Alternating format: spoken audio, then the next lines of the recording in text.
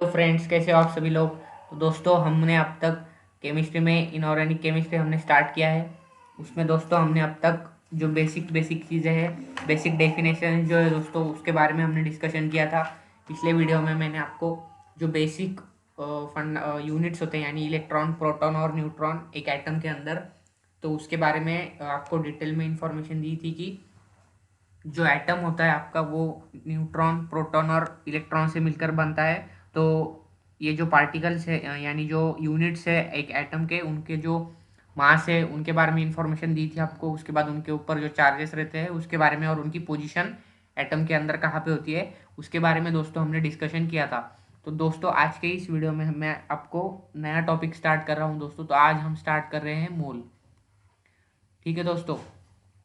तो सबसे पहले दोस्तों मैं आपको बता देता हूँ मोल क्या होता है। देखिए, मोल किसे कहते हैं हम, कि collection of so many entities, यानी ऐसी एंटिटीज, बहुत सारी एंटिटीज, यानी नंबर ऑफ, हम क्या कह सकते हैं कि बहुत सारी चीज़ें ऐसी, वो चीज़ क्या हो सकती है, एटम्स भी हो सकती है। यानी कलेक्शन ऑफ एटम्स, या फिर collection of molecule, collection of electron, collection of proton, या फिर कलेक्शन ऑफ न्यूट्रॉन। ठीक है दोस्तों।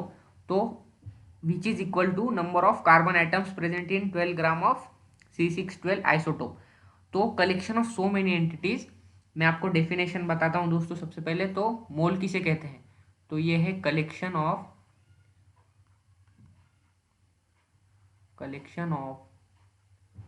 सो मेनी एंटिटीज। तो एंटिटीज क्या क्या हो सकती है दोस्तों, आपका एटम हो सकता है, इलेक्ट्रॉन हो सकते हैं, प्रोटॉन हो सकते हैं और न्यूट्रॉन हो सकते हैं। ठीक है। या फिर मॉलिक्यूल भी हो सकते हैं, मॉलिक्यूल। ठीक है। और वो किसके बराबर होना चाहिए, विच इज इक्वल टू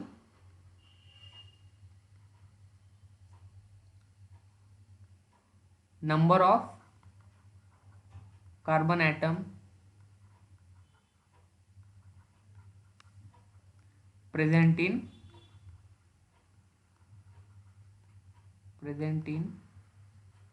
किसमें, 12 ग्राम ऑफ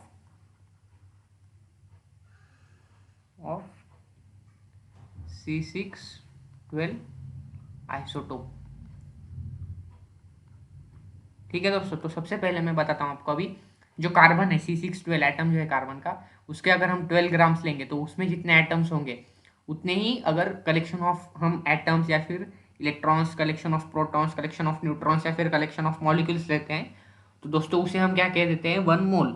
तो ठीक है दोस्तों। तो ये एक उसके बाद ये एक्सपेरिमेंटल रिजल्ट है। क्या एक्सपेरिमेंटल रिजल्ट है दोस्तों की, ये ऑब्जर्व किया गया है कि जो 12 ग्राम होता है, 12 ग्राम ऑफ C612। ठीक है दोस्तों। तो ये इसके अंदर जो नंबर ऑफ एटम्स होते हैं, कार्बन एटम्स, ये कितने होते हैं दोस्तों, 6.022 into 10 power 23 number of carbon atoms. ठीक है दोस्तों। तो देखिए, 12 ग्राम का जो कार्बन है उसमें 6.022 into 10 power 23 number of carbon atoms है। तो डेफिनेशन के हिसाब से अगर देखेंगे, तो अगर आपके पास 6.022 into 10 power 23 number of electrons है, तो वो हो गया 1 मोल ऑफ इलेक्ट्रॉन। वैसे ही अगर आपके पास 6.022 into 10 power 23 number of protons है, तो आपके पास हो गया 1 मोल ऑफ प्रोटॉन। तो इसको दोस्तों, ये जो नंबर है इसको हम बोलते हैं एवोगैड्रो नंबर। ठीक है।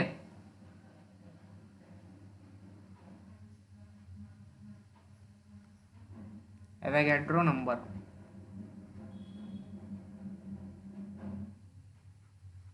ठीक है दोस्तों। तो और इससे डिनोट कैसे करते हैं दोस्तों, हम Na या फिर N0 से। ठीक है दोस्तों। तो उम्मीद है आपको अब तक समझ में आया होगा कि हमने एक बेसिक डेफिनेशन देखी दोस्तों, कि मोल किसे कहते हैं। दोस्तों, मोल यानी हम क्या कर रहे हैं, कलेक्शन ऑफ एंटिटीज ले रहे हैं, और नंबर ऑफ एंटिटीज कितनी होनी चाहिए, अगर 6.022 यानी इंटू 10 पावर 23 यानी एवोगैड्रो नंबर की इक्वल होगी, तो हम बोल देंगे वो जो एंटिटी है, कोई भी एंटिटी होगी, तो हमारे पास 1 मोल ऑफ उस एंटिटी का है।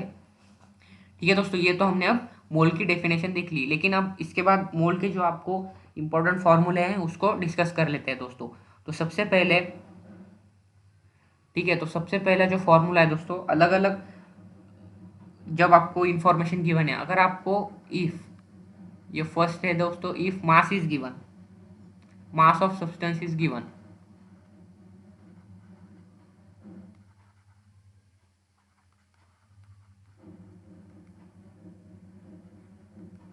ठीक है दोस्तों, मास ऑफ सब्सटेंस अगर दिया है आपको, किस में होना चाहिए, लेकिन ये मास ग्राम, ठीक है। तो अगर मास ऑफ सब्सटेंस आपको गिवन है तो number of moles, number of moles को मैं स्मॉल एन से डिनोट कर देता हूँ, ठीक है।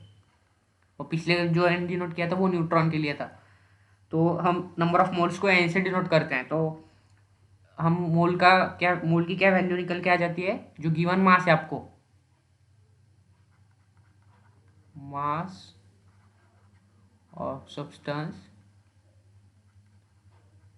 किस में होना चाहिए, ग्राम में, अपॉन इसको डिवाइड कर दें किससे,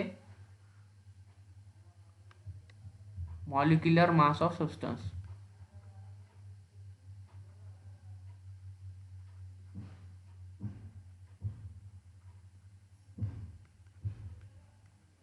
ये दोस्तों किस में होना चाहिए, ये होना चाहिए इन ग्राम, ठीक है। तो उम्मीद है दोस्तों अब तक आपको समझ में आया होगा, समझ में आया होगा कि हम मोल को कैसे कैलकुलेट करेंगे दोस्तों। तो जो एन है इसको मैं ऐसे लिख सकता हूँ, डब्ल्यू बाय एन, ठीक है, और डब्ल्यू बाय एम। तो अब इसके ऊपर ही एग्जांपल देखते हैं दोस्तों, कि अगर हमारे पास हमें दिया है कि 90 ग्राम ऑफ H2O दिया है हमें, ठीक है, H2O दिया है, तो हमें कैलकुलेट करना है नंबर ऑफ मोल्स, यानी एल कैलकुलेट करना है दोस्तों हमें। तो सबसे पहले अभी ये फॉर्मूला यूज करेंगे हम। तो W हमारे पास गिवन है, W की वैल्यू कितनी है दोस्तों, 90 ग्राम। और जो M है, M को कैसे कैलकुलेट करेंगे दोस्तों, H2O का जो एटॉमिक, जो मॉलिक्यूलर मास है उसको हम कैलकुलेट करेंगे। तो कितना है H2O का, तो हाइड्रोजन के हो जाएंगे दो, 2 × 1, प्लस ऑक्सीजन का कितना हो जाएगा दोस्तों, 16। तो दोनों मिला के कितने हो जाएंगे, ये हो जाएंगे 18। तो दोस्तों नंबर ऑफ मोल्स कितने निकल के आएंगे, 90 डिवाइड बाय कितने, 18। तो जो नंबर ऑफ मोल्स है दोस्तों वो आ गए 5, ठीक है दोस्तों। तो नंबर ऑफ मोल्स जो है उसकी वैल्यू आ गई है 5। अब ये हमने एक, जो जब गिवन मास आपको है ग्राम में सब्सटेंस का, तो तब हम कैसे कैलकुलेट करेंगे उसके बारे में हमने देखा दोस्तों। अब हम देखते अब हम देखते हैं दोस्तों कि जब नंबर ऑफ एंटिटीज आपको गिवन है,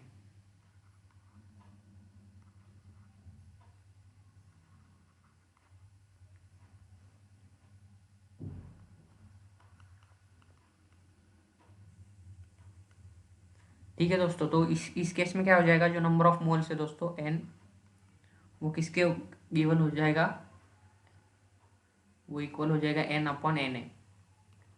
अब देखिए एन क्या है, अगर आपको दिया है अभी कि आपको कैलकुलेट करने हैं नंबर ऑफ मोल्स, ठीक है, किसके लिए कैलकुलेट करने हैं आपको, H2SO4। तो आपके पास दिए हैं कितने, 12.04 इंटू 10^25 मॉलिक्यूल्स दिए हैं आपके पास, किसके, H2SO4 के,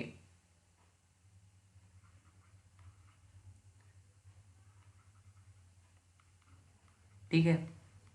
तो आपको कैलकुलेट करने हैं नंबर ऑफ मोल्स। तो मैंने आपको बताया था कि जब जो नंबर ऑफ एंटिटीज है वो एवोगैड्रो नंबर के इक्वल हो जाएंगे तो वो होता है आपका 1 मोल।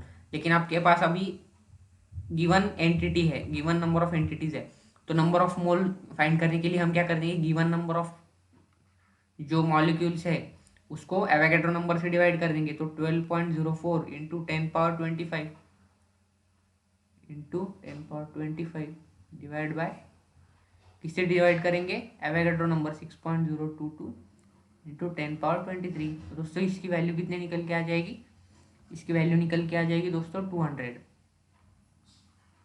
ठीक है। तो जो नंबर ऑफ मोल्स है वो इस केस में कितने आ जाएंगे दोस्तों, 200। यानी आप देख रहे हो कि जो फर्स्ट केस है दोस्तों, जब आपको मास गिवन है सब्सटेंस का, तो उस केस में कैसे कैलकुलेट करते हैं हमने देख लिया। और वैसे ही उसके बाद जब नंबर ऑफ एंटिटीज आपको गिवन है दोस्तों, तो उस केस में भी हमने जो नंबर ऑफ मोल्स कैसे कैलकुलेट करते हैं उसको भी देख लिया। तो उम्मीद है दोस्तों अब तक आपको समझ में आया होगा। अब दोस्तों अब हमने जो बेसिक फॉर्मूले लिखे हैं ये आपको मतलब मोल्स में पूरे तरीके से यूज़ होने वाले हैं। ठीक है, तो इसके बाद हम एक अलग टॉपिक पे जा रहे हैं थोड़ा सा, जो आपको दोस्तों मैं ये अलग अलग टॉपिक थोड़ा इसलिए कवर कर रहा हूँ क्योंकि जब आगे हम जाएंगे तो आपको ये बेसिक चीज़ें सब लगने वाली हैं, इसलिए मैं पहले जो इम्पोर्टेंट वाली चीज़ें हैं जो आपको पता होनी चाहिए पहले, उसको मैं कवर कर रहा हूँ। तो उम्मीद है दोस्तों आपको मज़ा भी आ रहा होगा। तो सबसे पहले अब हम देखने वाले हैं एक गैस इक्वेशन। ठीक है दोस्तों, तो गैस इक्वेशन के लिए अगर गैस इक्वेशन है तो सबसे पहले इससे क्या पता चलता है कि ओनली फॉर गैसेस।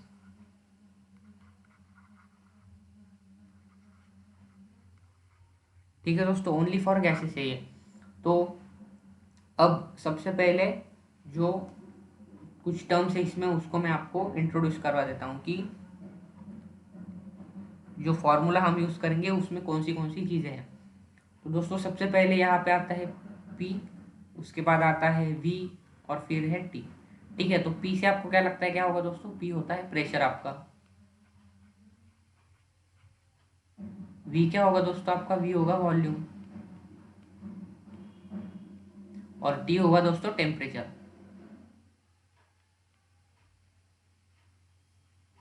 ठीक है, तो देखिए PVT हमने ले लिए। अब जो नंबर ऑफ मोल्स है हमने देखा, नंबर ऑफ मोल्स किससे डिनोट करते हैं? N। तो एक गैस इक्वेशन है, आइडियल गैस इक्वेशन जिसे हम बोलते हैं, वो क्या है? PV equals to nRT। ये क्या है दोस्तों? Ideal gas equation. ठीक है, PV इक्वल्स टू nRT। अब दोस्तों इसमें जो नंबर ऑफ मोल्स है हमने कैसे n, तो वो कैसे कैलकुलेट करेंगे हम? PV by RT। तो अब इसमें R और T और एक दो ये दो और एक, इसमें से जो R है दोस्तों ये आपका कांस्टेंट है और जो T है वो आपका है टेम्परेचर। ठीक है, तो अब दोस्तों सबसे पहले जो R है, आर को भी देख लेते हैं दोस्तों। आर की भी कुछ वैल्यूज है वो आपको पता होनी चाहिए। ठीक है, तो आर को क्या कहते हैं हम? तो ये बहुत ही इंपॉर्टेंट चीज़ है दोस्तों। आर को क्या कहते हैं दोस्तों? ये है गैस कांस्टेंट।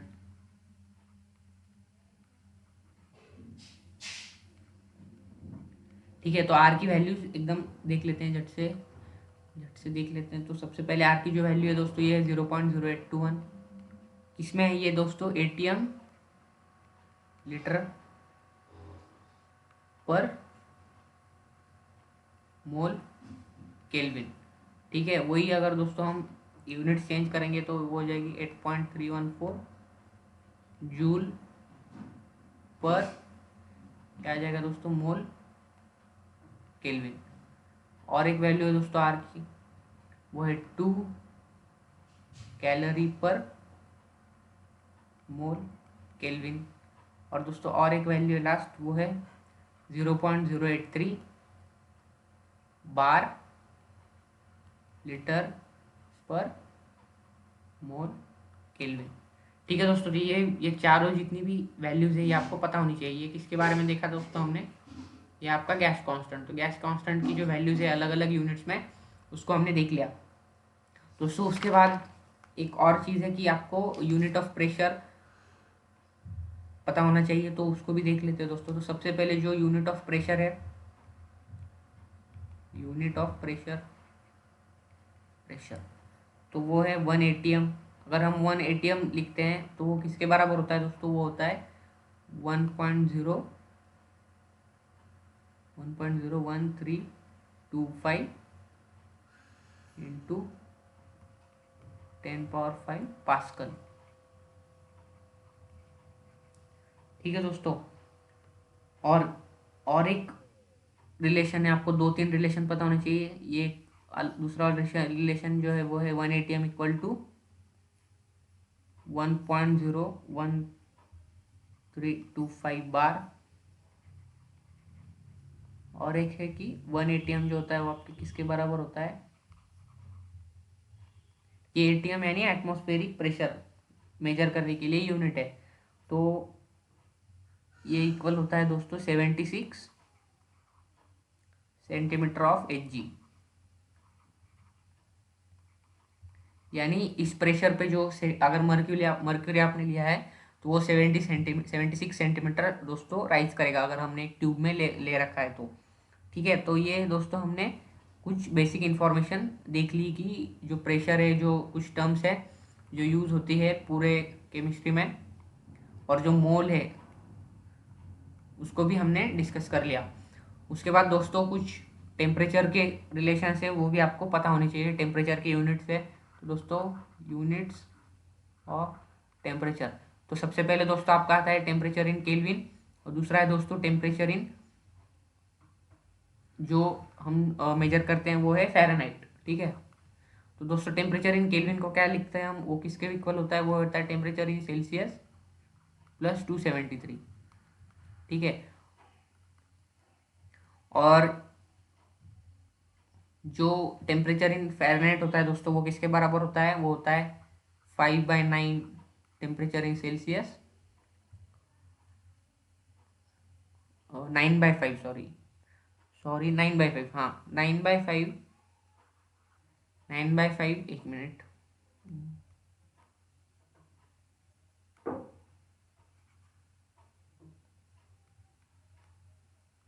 वो होता है दोस्तों आपका 9/5 टेम्परेचर इन सेल्सियस प्लस 32। या फिर उसी को हम क्या कर सकते हैं, उसको ऐसा भी लिख सकते हैं कि temperature in Celsius upon 5 equal to temperature in Fahrenheit minus 32 upon